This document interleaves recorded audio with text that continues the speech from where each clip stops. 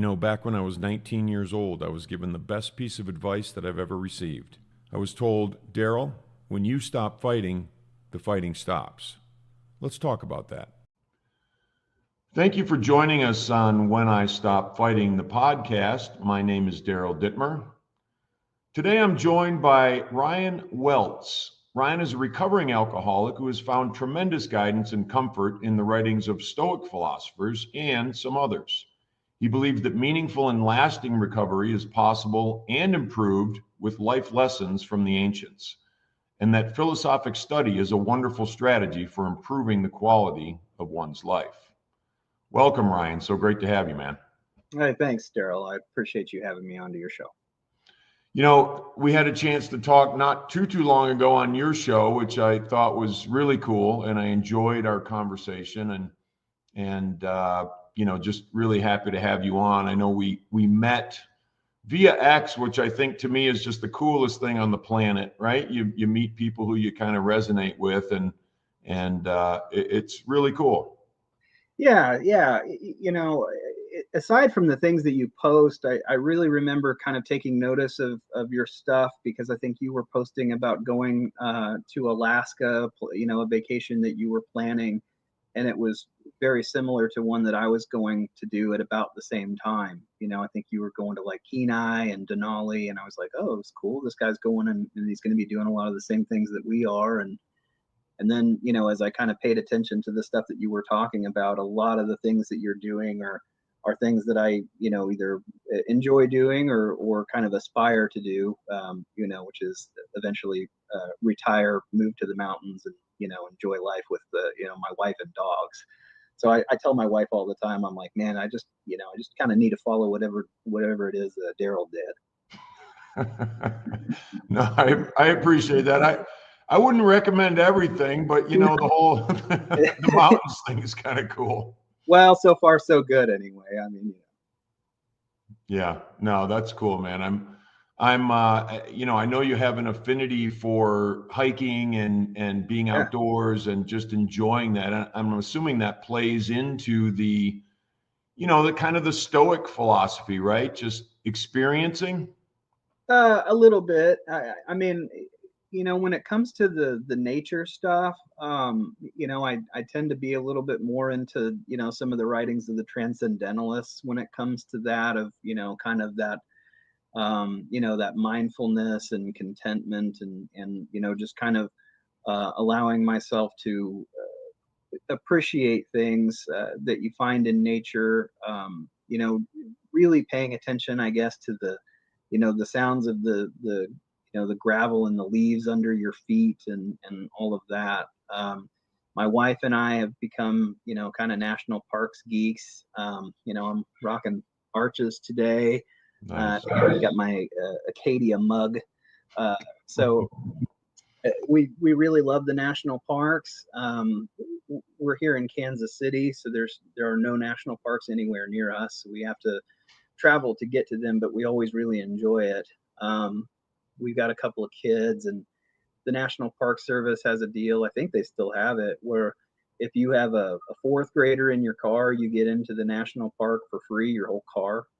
Oh, wow. So both of our kids have gone through fourth grade now, but we really made that last while we could, in terms of, you know, there was one summer, I think, you know, when my son, when he was a fourth grader, I think we got 6 national parks worked out and didn't have to pay anything to get into any of them. And I don't know, the national parks are just something that I think that it's one thing that I think the government does really well, is, you know, preserving those places and educating about those places. And there's not one that I've been to that I was disappointed by. I've really liked all of them. But yeah, I think that does play into kind of where I'm at anymore, is just really trying to, you know, stop and smell the roses, I guess. Yeah, which I think is, you know, one of the most crucial things we can do. And Arch is one of my absolute favorites. Love that place. I guess you could say my wife and I are kind of national park geeks too. We haven't necessarily chased too many of them down, but we've been to a lot. We have an RV, so sometimes we just tool around for 2, 3, 4 weeks at a time, and check out what we can. So anyway, I wanted to get into, and you know, we're talking a little bit about sort of the aftermath, I suppose, in terms of living. But what brought you to where you are today? And if you wouldn't mind sharing a bit of your story, it'd be great. Sure. You know, I'll try to keep it brief. I've heard a lot of myself in a lot of the guests that you've had on. But I guess some of the notable things are that I really wasn't that big of a drinker in high school, not really at all. I was involved with, you know, debate and forensics, and so they had weekend tournaments, and so we could do, you know, about 20 weekends a year over the course of an academic year doing that, and so a lot of those involved travel, getting up early on a Saturday and getting out of town, and sometimes getting back late. So I probably missed more parties in high school than I attended. You know, you'd hear about them afterwards, and a lot of the things that you would hear about are, you know, who got in a fight, who hooked up, and who got the drunkest. And when I was, you know, attending a party, you know, if I, you know, it seemed like, okay, well, probably not going to make my mark here by kicking anybody's ass, or really by hooking up either. So, you know, I tended to like to let people know I was there, you know, by drinking maybe a little more than I ought to have. In high school, that's probably none. Um, but that was, you know, something I guess I did every now and again. But I didn't really get into any kind of trouble with it. But, you know, there really never was a time where I, you know, drank and it was moderate or anything like that. It was, you know, from the very first time, you know, I started drinking, I really enjoyed the effect, and I wanted to basically drink as much as possible. Um, and so I always kind of, you know, would drink as much as I could get away with, I guess. Um, but really, it didn't start to become a really routine thing until I went to college. I went to the University of Kansas, um, and you know, for the first couple of years there, you know, it was mostly just, you know, drinking on, you know, weekends most of the time. Um, we had uh, we had this one party that got canceled. I was in a fraternity house, and we had a party that got canceled. And so I was living next door to this dormitory that was then full of, I mean, full wall to wall with beer and cheap vodka. Um, and I started just drinking every night because it was right next door and it was free and I didn't need an ID or anything like that. And so it turned into kind of daily drinking. Um, then I decided to go to law school. I'd always wanted to go to law school. Went to law school, and law school was not the best environment for me. Um, so you get these big student loan checks once a semester. And so I'd pay out my tuition and my books, and then it would be like, okay, I've got however many $1,000s to get by up until, you know, I can get the next check. And it seemed like I was always kind of drinking that amount of money down to where, you know, you get to, you know, it's 2 or 3 weeks before you're going to get your next student loan check. And all of a sudden you're like selling plasma, you know, because you haven't budgeted well enough. And that was fine. I mean, whatever. I wasn't doing great in law school, but I wasn't failing out. I wasn't on any kind of academic probation or anything like that. I got through my first year. And then my second year, right before I was getting ready to start my second year, I got a call that my dad had cancer. And the prognosis wasn't great. And by then it was just like, you know, my dad was sick. My mom, you know, my mom had been an alcoholic my entire life, and her drinking was very toxic and life threatening at that point. Um, and a lot of the people around me in law school seemed to have their stuff together. You know, people were getting job offers for the summers, and you know, like making connections. And if they went out, you know, like some of them would drink, but a lot of them would get out and they would like they would network and they would do the things that I guess you're supposed to go do. And I just kind of turned away from all of that and became pretty reclusive. And was the drinking got really bad.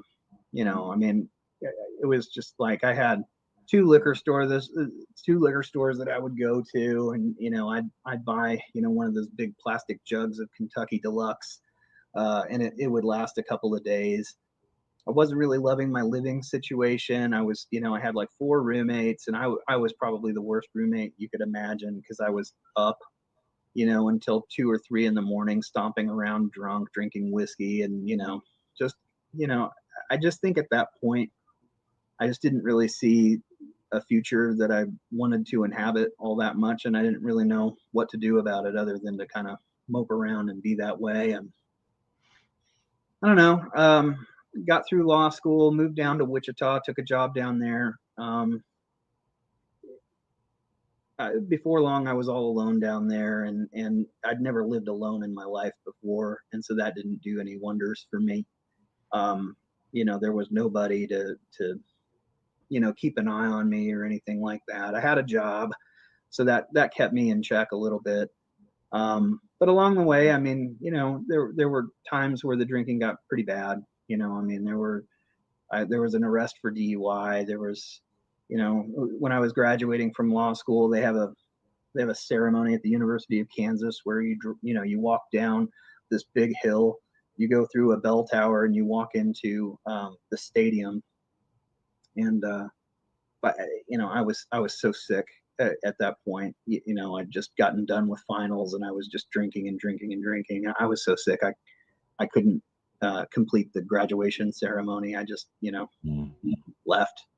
So my parents were waiting down there. They didn't get any pictures of me graduating from law school. They're like, "What happened?" And I was just I was very, very sick. And so there was an opportunity to move up to Kansas City from Wichita within my job, and so I just realized I was going to need to do that for a number of reasons. My mom had gone into rehab, and my dad was he was living alone for the first time in a long time, and I just realized I was probably not going to be long for the world if I stayed down in Wichita doing what I was doing, and I saw an opportunity that I could go help my dad, and maybe that would give me a little bit of structure that I might need. So then my mom got out of rehab, and then she and I really started butting heads. I was living in with my parents for about 6 months, and I just didn't get along with my mom very well during that period of time because I don't know, for me anyway, seeing her reminded me a lot of what I had become, and I was just so disgusted by that, and also I couldn't drink the way that I wanted to in that house. And so I moved out, and I met who was my wife. So she and I are coming up on being married for 15 years together. But half of that marriage was alcoholic drinking for me, and lying, and a lot of lying to her about how much I drank and how I felt, why I drank, and what my motivations for drinking were. And so there was a day about 8 years ago where she figured out exactly how much I was drinking because she looked at a credit card slip, or logged into a bank account that I'd kind of used for all of the drinking and everything, and she was just like, she had no idea how much I had been drinking when she was just like, I don't even know how it's possible for you to function with the thousands of dollars of stuff that I'm finding. And so there's bars on there, there's liquor stores on there. She's just like, when are you even doing this? Like, you have a job, you pick up, like, I'm responsible for the kids when she's working. She just couldn't conceive of the way that I squeezed all of that drinking into my life without her knowing about even a fraction of it. And the part of the drinking that she knew about, she hated. So when she found out how much there was, she was just like, this is insane. Mm-hmm. And through all of that shit, I had never wanted to not drink. Never once did I care, like, got arrested, went to jail, hospital, sick, wrecked relationships with people. I never didn't want to stop drinking until, there was this look on her face when she realized like how bad it had gotten. And I could just tell from the way that she was looking at me that it was like, it wasn't even anger. It was fear, and it was almost like somebody starting to mourn you before you were even gone. And I was just like, can't do this, and the desire to drink left me like that. And I haven't had, now that's been 8 years ago. And I've not really had a lot of strong desires to drink over that period of time. But it was also that I had kind of seized on that feeling and said, okay, you haven't felt this way. You better hold on to this feeling for dear life and figure out how to turn this into something that you're going to make work. So, by then my mom had been sober for like 5 years. And so I called her up and told her, what all was going on. And that was after I went to my first AA meeting, and that's how she had gotten sober. And so I called her, and I thought, well, this is going to be a real catharsis here. I mean, I'm burning my ships at this point, telling my mom that I'm an alcoholic. She's like, honey, I know you're an alcoholic. I've known that for a long time. And I was like, yeah, but now I'm saying it, so, that means something. Yeah. So she's like, so what's the plan? And I said, well, what do you mean? I went to AA. I told him I was an alcoholic. I told my story. I had a good cry. And she's like, well, when are you gonna go back? And I was like, what do you mean? And she's like, well, you're not healed, like how are you gonna stop drinking? And so I realized at that point, like, okay, this isn't just, all right, I'm going to retreat as far as to the ground that I can defend. I'm going to have to absolutely commit to this thing. I've escaped a lot of consequences, I think, along the way by, talking my way out of things and convincing people this way or that, things would be different, or that, hey, here's a set of ground rules I'm going to follow, and all of that stuff. And there was no more of that. There was really no more convincing anybody that this was going to work, and so I was like, okay, I really need to build some accountability into this thing. And so, I called up a couple of my friends that, they didn't live in town, but when they tended to come into town, how it would be. And so I was like, hey, the next time you see me, dude, we can't really go out like that anymore. Like, I think I got to quit drinking, and, I'm an alcoholic, and I got to stop. And there was this part of my like drinking ego that was really hoping that these dudes would be like, you can't do that, dude. Like, you're awesome. You're fine. You're epic. Like, we have an awesome time when you go out. And so I was thinking, or maybe even hoping, that they would try to tell me that, like, you're overreacting, and like, no, you're good. And like, all my friends were like, yeah, dude, that's probably a good idea. And so, it wasn't my friends, that were causing me to be that way. It was, I was just in love with the drink. And I would do it alone. That's really the way I preferred to drink, really, is because then I didn't have to look at the way that people looked at me. So anyways, I did. I got sober and been sober, and it was meetings for a while, and then it wasn't meetings.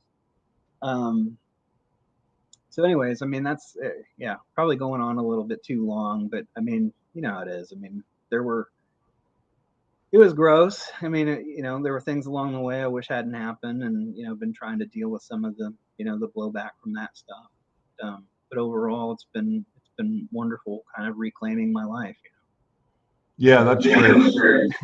Yeah, no, I appreciate you sharing that, Ryan. It's so crucial to hear people's stories, and it's so crucial, I think. We talked a little bit before going on that it's cleansing to share our story, and just put ourselves in a position where maybe there's a vulnerability about it, but there's also a part where I know that by sharing my story, and you sharing your story, we're helping people, and we're doing good things for other people who may be struggling, or maybe just that one little thing that they hear that that helps. And sometimes that's all it takes. We all have those moments in life, those few things that really resonated with us.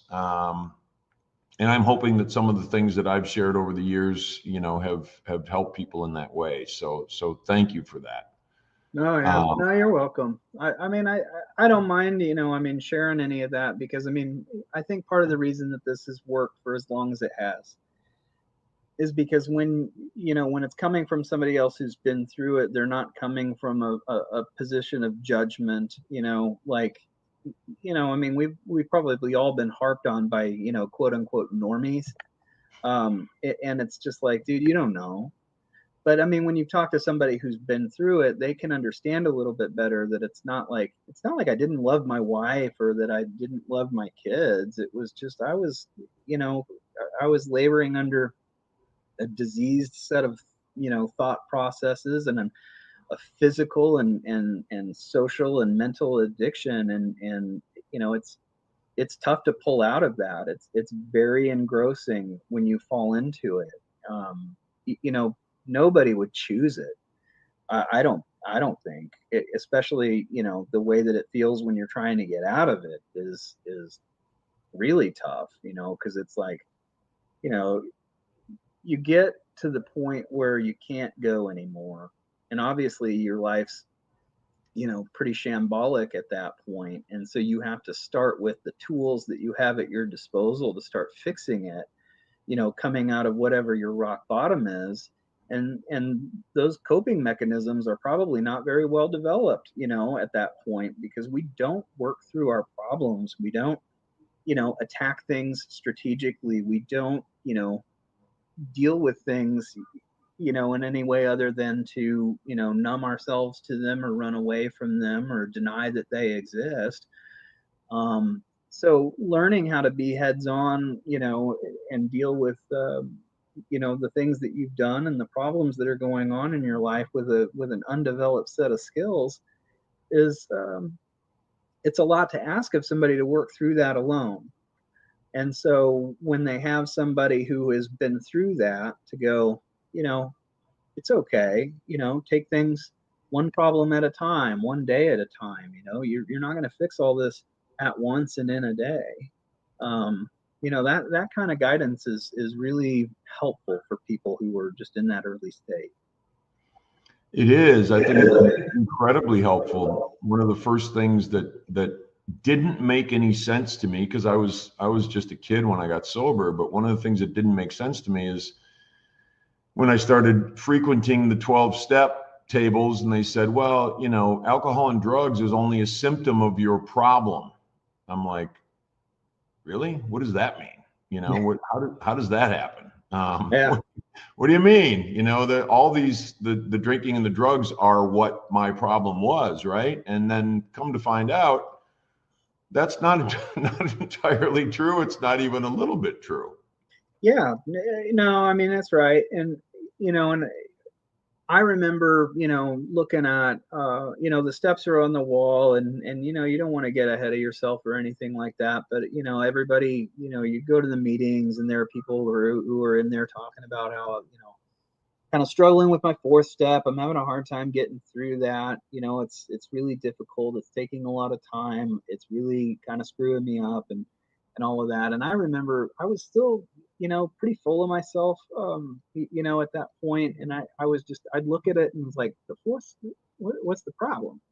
And, and I would look at it, and I remember sitting down to do it and thinking like, I'm pretty much just a good dude who just drinks a little too much. And so now that I'm not drinking so much, I'm just going to be a good dude.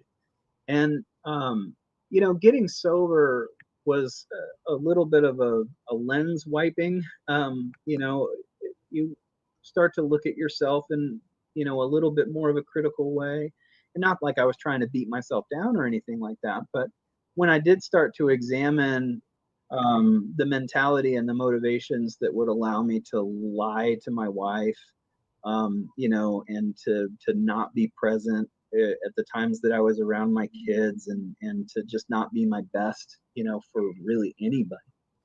I realized that, the alcohol was really enabling a very, very toxic sense of entitlement and self-centeredness and selfishness.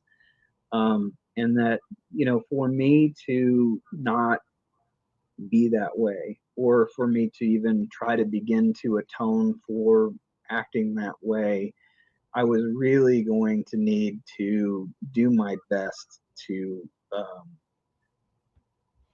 give back and allow other people to take priority more frequently.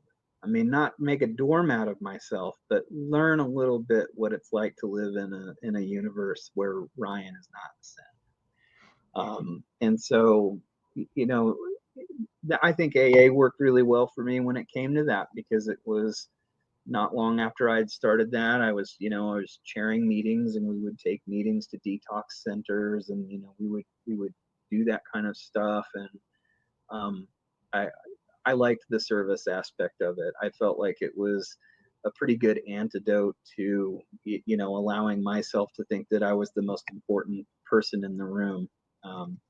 So I did like that, but it was, I was 3 years or so into sobriety, and COVID hit, and it made meetings a little bit more difficult. My wife is a nurse, and she works in a hospital, and so there was concern, like, am I going to bring hospital germs to AA, or am I going to take AA germs and introduce them into the hospital? I mean, it was kind of not clear at that time, like, whether it's safe to be in groups. I mean, you know how it was, and so there were like Zoom meetings and stuff like that. I tried that, and they didn't really have the heart and soul of the meeting. And so it was just, I was just kind of like going through my sobriety, more or less on my own at that point.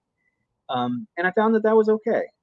I missed the people, but I realized at that point that I had kind of gotten to the point where I had developed some survival skills, or whatever you want to call them, sobriety tools or whatever, that allowed me to not necessarily feel like I had to take problems to the group and have, get that feedback or anything like that. I just I was just freelancing my sobriety, I guess. And I guess how that all works in with the blog and everything else is, I was a liberal arts guy in college, and so I was taking Western civilization, and so you have to read just an absolute ton of stuff in that. And so we read letters from a Stoic, from Seneca, and I just had a very visceral hatred of it from the outset, because it described a person who was so unlike me that it was hard to read, in terms of like, hey, you can't let yourself get too affected by these things that, are out of your control. And you need to be at peace with who you are before you can't run away from your problems. You can't go somewhere else and escape what's bothering you. And don't worry about what other people think of you. Just work on your character. And, you should be okay to just sit alone and spend a little time in your own company. If you're mentally well, that won't bother you at all. And I was like, God, this is not me, and so I really didn't like it very much at all. And so, but I remembered it, and so one thing that I did do, when I was first getting sober, was to go purchase another copy of that book, and give it another look. And I thought that a lot of those concepts really ran pretty well with the things that, that we were doing in AA, and in terms of like, you start a meeting with the serenity prayer, and hey, help me categorize the things that I should be working on. Is it stuff that I can't control, or is it stuff that I can? That Stoicism's all about that. And so, I mean, AA is great for a lot. It's not great for a lot of introduction of non-AA approved literature. So it's not like I could really take that kind of thing into the room and be like, hey, like, if you like, as Bill sees it, you'd love, Marcus Aurelius. I mean, it's just not how it goes. So I, it was just it was about a year ago, my wife and I were talking about something that we could do, service wise, or service, oriented, that wouldn't necessarily be through AA. And so I thought, okay, maybe some of these things that have helped me along, like the stuff that I can relate to sobriety out of some of that, those philosophical writings, maybe I could talk about those concepts in terms of a little bit of my story, and how that all goes. And she thought that was a neat idea, and so it became kind of a joint venture. So I write when I feel inspired to, and she edits it, and then she does the art, and she kind of manages the website, and then that's kind of how it goes. The social media stuff attached to it was really at first kind of what I thought would be, go encourage people who are talking about their sobriety, and maybe they'll take a look at your profile and then they'll find their way to the website. But then what really ended up happening was that you see a lot of the same people who are kind of, being public with their recovery and stuff like that. And you develop relationships through social media with them, like you and I have. And you're just like, well, this is a much bigger universe of people who are out here, putting their voice into the conversation. And so that part of it's been really neat. I've done a couple of interviews that I've put on, my YouTube channel. And anymore, I don't know whose benefit that's for. Sure, certainly I hope that the audience gets something out of it, but I also feel like I do too, because there are people who have had these really great experiences with, with their recovery and the things that they've done. And they inspire me a lot, people like you and some of the other people that I interact with. So that part of it's been really neat to experience. Thank you. Yeah, that's really cool. I appreciate you saying that. I feel the same way, and I see your stuff and I read it, and I'll just let the audience know that Ryan is AKA philosophically sober, which I love that moniker. I think that's really cool because I think that describes very well what you do and what you put out there, and that Stoic philosophy. I think that's very, very cool. But it's philosophy, but it's also very much action oriented, way of life sort of stuff, which, I look at the 12 steps as something I was introduced to, a way of life via the 12 steps. And then, I've just expanded it from there, which I think, you're saying the same thing. You've expanded it from that perspective. And so how do you look at recovery now? And I think you've explained it a little bit, but now versus maybe when you first started and you first ended up, and what is recovery now? What does that mean to you that maybe it didn't mean before? Well, that's a good question. And you always ask good questions, so I should have been ready.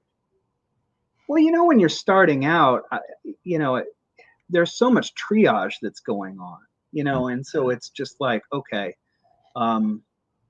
remember, going through early sobriety at work, and just feeling like, how long is it going to be before I find a mistake that I made months ago? And I got to deal with it. And so there was this lingering anxiety that maybe there were some problems at work that I didn't even know about.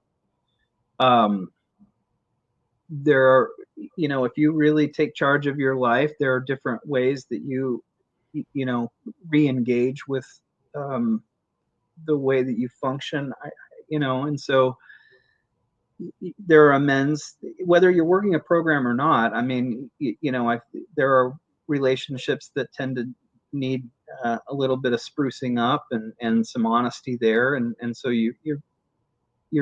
I felt like a lot of early sobriety was a lot of damage control, and it was a lot of work and things that weren't necessarily pleasant.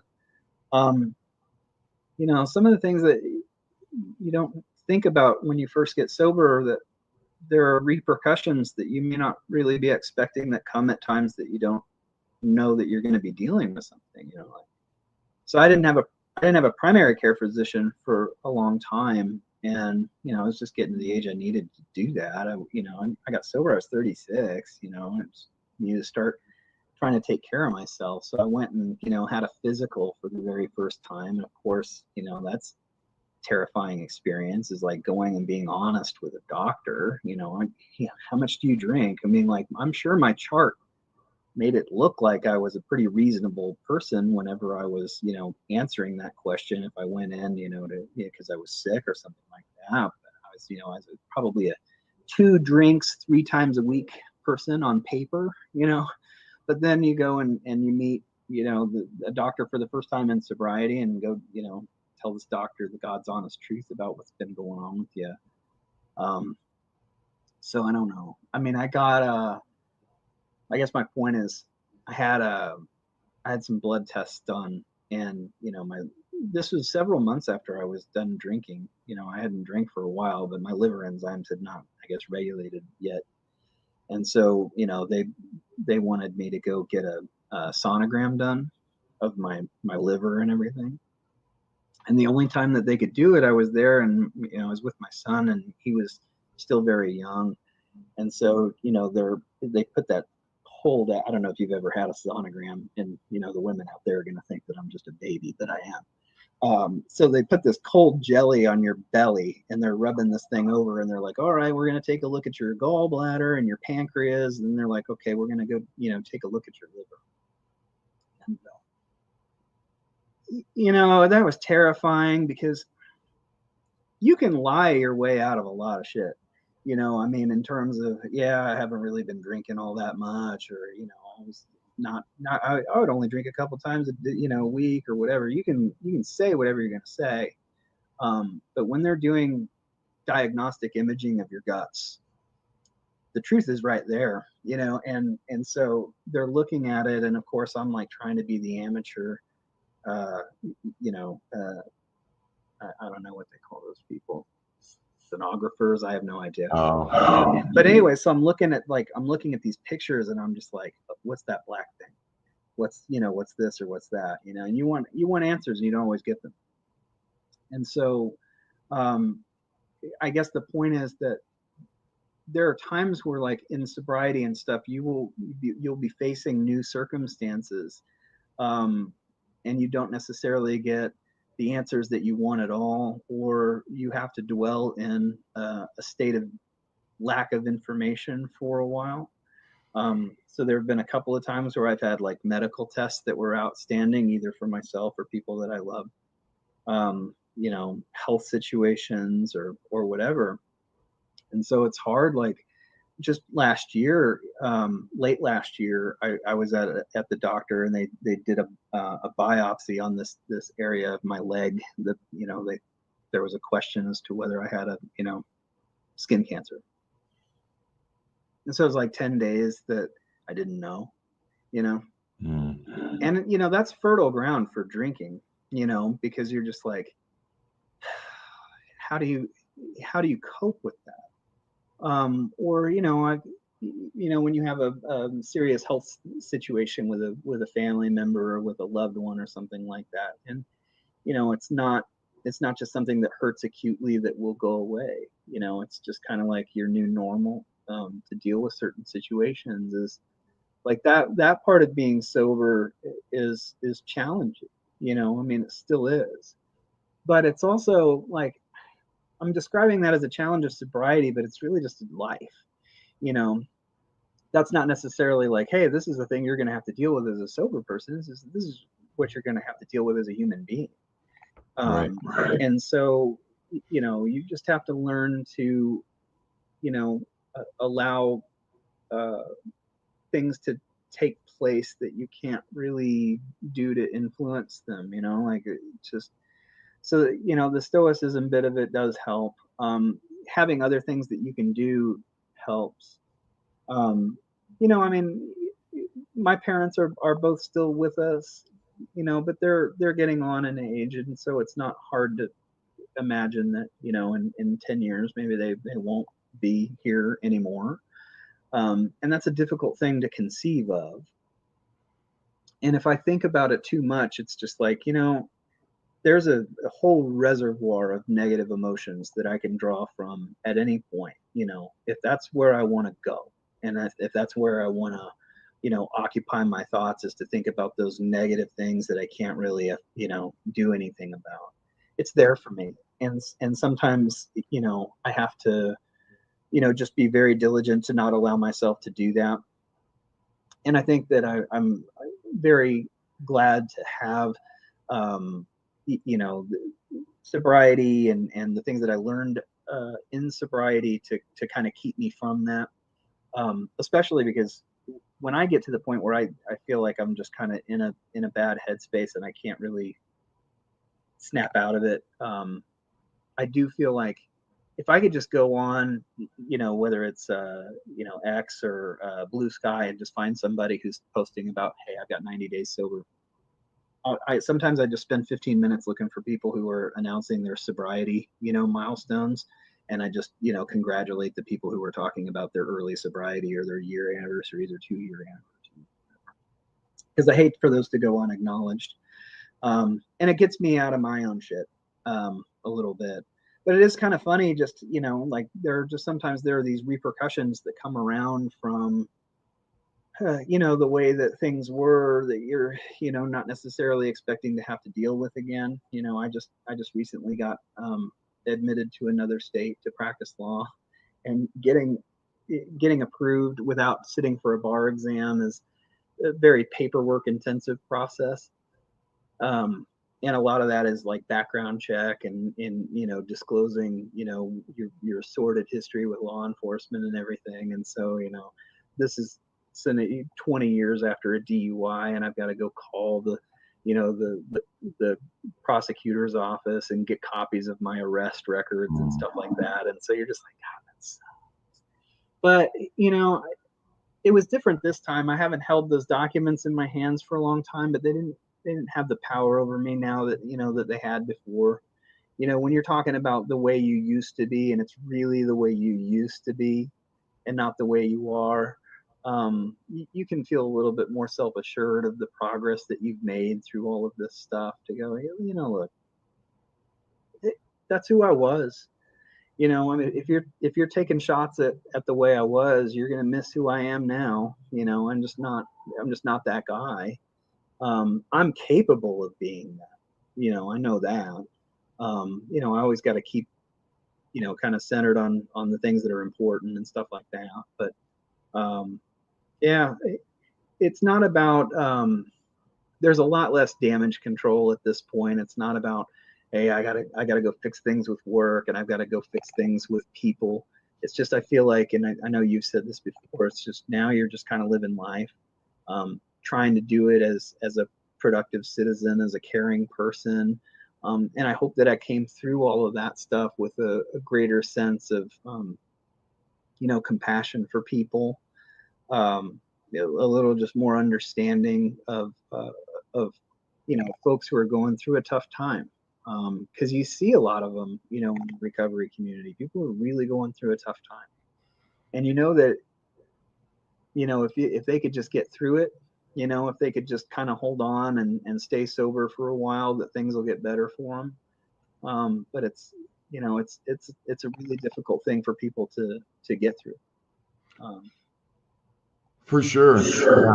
I mean, it can be, I don't want to say a grind, but life is a grind. And I think going into sobriety, I had no idea, man. I was 19 years old, barely 19, just not too long after my 19th birthday. So I was a wreck, and I didn't understand anything. And much of what I didn't understand, because I was young. So it was kind of like this palette of things called life that I had to ingest and figure out how to, paint sort of a life that made sense and a life that was worthwhile. So one more question. We're going to get ready to wrap it up here, but Sure.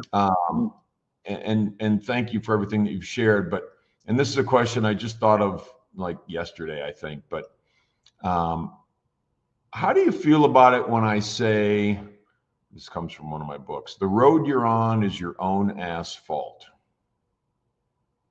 It's fair.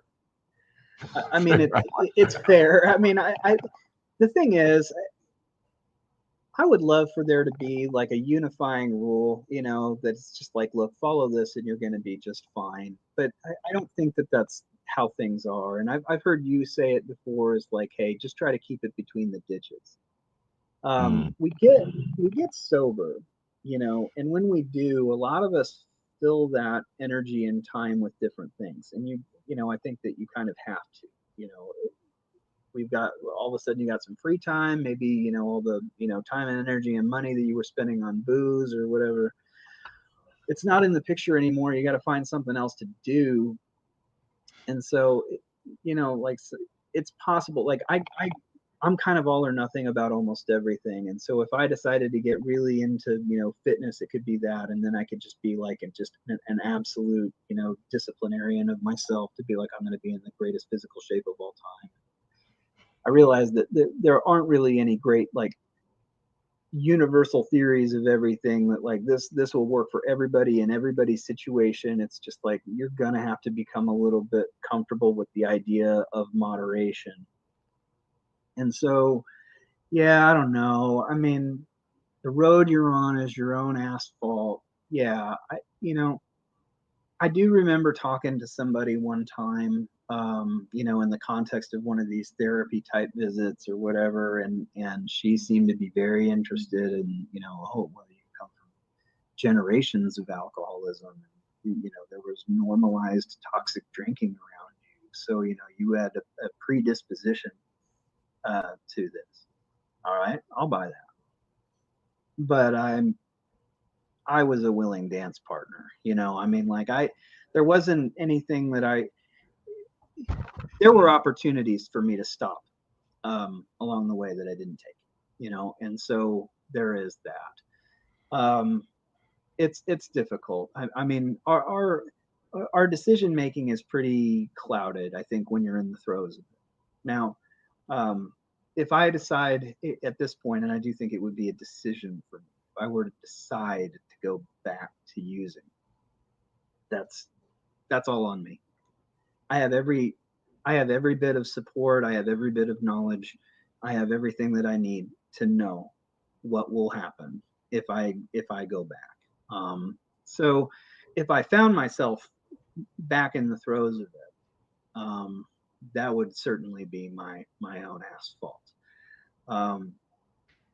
I also recognize that in the process of getting sober, I had a lot of support structures that a lot of people, you know, didn't have at that point, because, you know, I was married, I had steady income still, I had kids to fight for, I had a car, you know, I wasn't in prison, you know.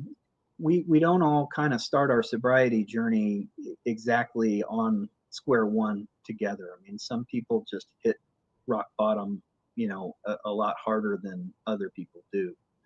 But yeah, I mean, I do think accountability has to be a big thing. I think, you know, just taking the drink away from somebody doesn't necessarily set them up for success in life. And, you know, there has to be a sense of gratitude of going through, you know, coming out the other side of all of that, you know. So yeah, I like what you have to say a lot, and you know that I'm a fan of your books. Thank you.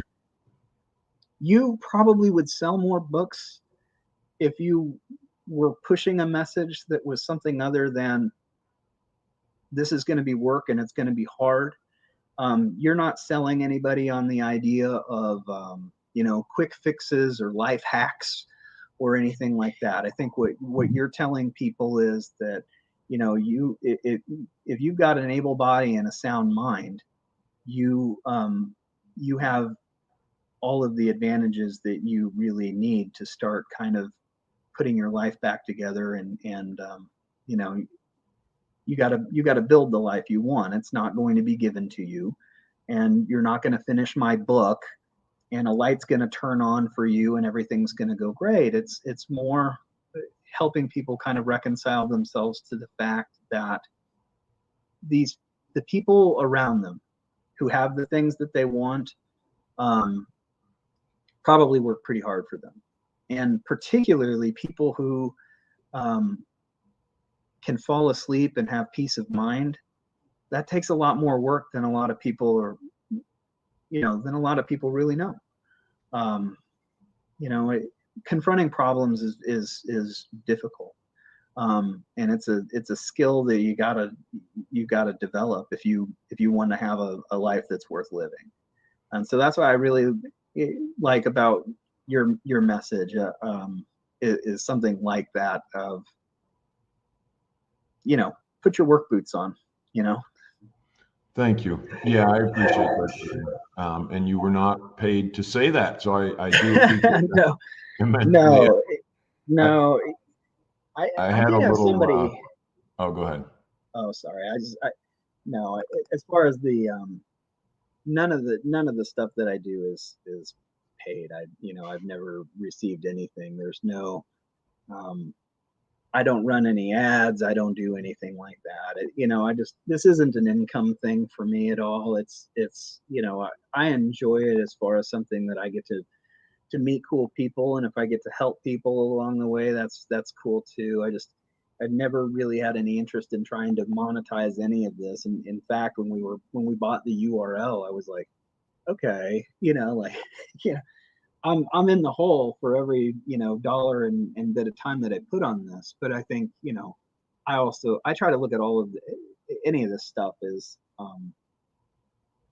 if it helps people, it's worth doing. And I never put anything out there, unless it's something that I think is worth somebody's time. People have only so much time to devote to their recovery because they got all this other stuff that they've got to do. And so if I don't want to write just because, hey, it's Wednesday and an entry needs to go up. So sometimes there's not one. And it's not because I'm lazy. It's just I don't really want to do it unless it's good. I don't. I don't want to waste anybody's time. Yeah. Yeah. I'll just say this, and it's what popped into my head when you were talking. I was one of the best things that I've heard and just made me feel good about my books is somebody said it's refreshingly free of self-help jargon. Mm-hmm. And I thought, that's just, I can't imagine somebody saying anything nicer than that I want to hear, because I don't want to be the mainstream, put on the happy face and all that kind of stuff. I want people to know what it takes, and hopefully I've accomplished that. Yeah, I think Ryan, so. I think so. I mean, you know how I feel about it. I mean, I enjoyed the first one. I got the second one. I understand there's a third one. I'm going to be one of the first people that will be looking for that. I think you had let me know, that I could get an advance copy of the second book. So I was gratified to have one of the first cracks at that. And so, I mean, if people are listening to you, then they already know that you're not a BS guy who's just gonna sit here and just cat poster somebody to death. Like, you're good enough as you are. Maybe you're not. Maybe you've got a little bit of work to do. I mean, that's not to say that you're a bad person. I mean, right. It's just that, like, we're works in progress, and sometimes we gravitate to things that are not good for us, and so it's good to course correct along the way. It's good to hear somebody who has worked hard tell you that hard work is the way. Yeah, thank you. I appreciate that. I very much appreciate that, and thank you so much for your support with the books and stuff. So, Sure. so I think we ought to wrap it up.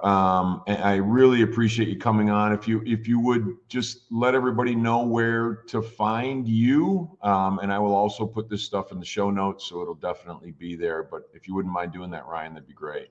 Yeah, sure, that'd be great. The website is philosophicallysober.com. There's a YouTube channel that you can find there with a couple of interviews, kind of like this one with you and with a couple of other guests, and I'm going to keep doing that.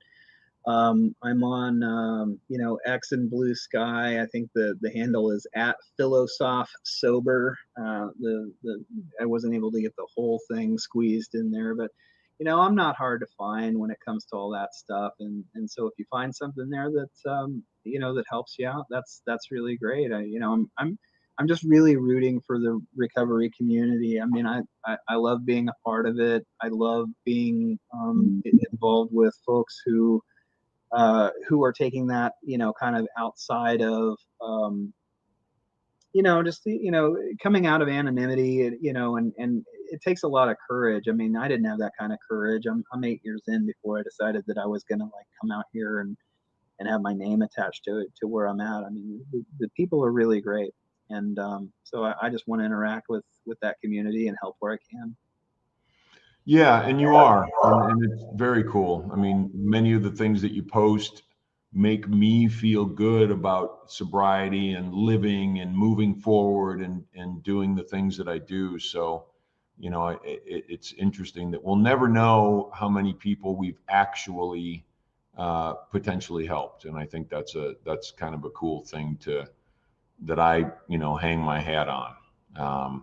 Ryan, thank you so much. I really appreciate it. Wonderful to have you on. Wonderful to see you again. And yeah, no, you too. I know we're both, a couple of months ago, we were just living in this land of NFL expectation, and the idea that neither of our teams walked away with it is kind of wild. Yeah, well, we were hoping, but I got my Lions thing up behind me, and I'm gonna live and die on the Lions here for the next few years and see what happens. But I think you've got a lot to be excited about with them. I think so too. All right, Ryan, thanks so much, man. We'll talk to you later. Talk to you real soon. All right, soon. hey, thanks. Thank you. If you've enjoyed When I Stop Fighting, the podcast, please check out my books and my journals on my website. You can enjoy a 15% discount by using the code PODCAST at checkout. Thank you again.